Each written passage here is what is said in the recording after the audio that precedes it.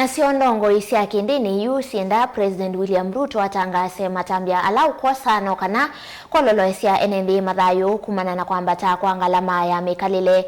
Ingi nimakulya musumbi kwikia kithimini utongoi wa amwe maminista silikalini yake ala methiitwe mayuniiya mauneeni ma ntheko kula kwi Enenthi na muno ivindani tho wa mauta wambatite muno. Riboti umbanitwe niwe Benjamin Mwaka.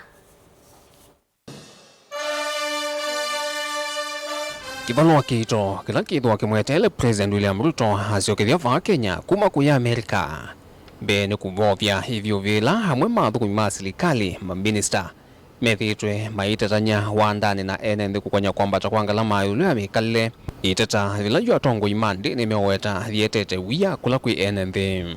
When we look at what the president says every day, we get hope that the country will get better.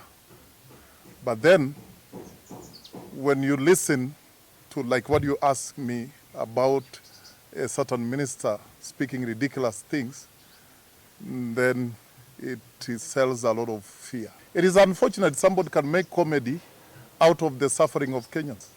Kenyans are suffering and somebody is making comedy, is asking them to go and dig wells of fuel in their land. That is very unfortunate. Ndino wakikalo na ndikimama uvo atongoi ama Kanisa nimakulya President William Ruto aciokethia va Kenya hakunikile uthukuma wa minista ila ni vamwe na kumosea matambya maima kimeao. Minista utandithia Moses Kuria vamwe na mutai wa mozumi maunduni mo kwati David Ndi methiitwe maivita maina mwana wa kwikia Enenthi wekeo kumana na kuongeleka kwa vi wa mauta.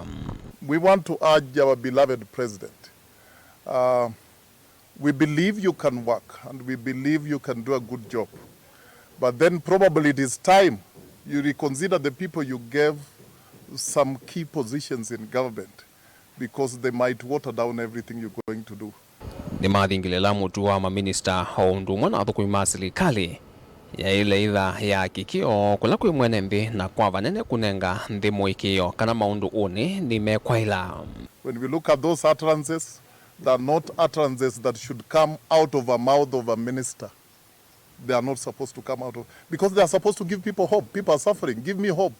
When somebody is suffering, the only thing he needs is hope. But if you ask that person to go and dig her or his own well of fuel so that they can cushion themselves, that is ridiculous.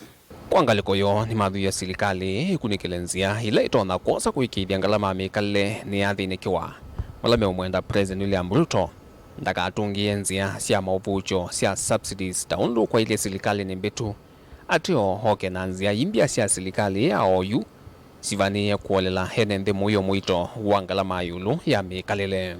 Every government has its own way of working. We cannot recommend they do what the previous government did, but they should find a way of cushioning the suffering Kenyans in their own wisdom.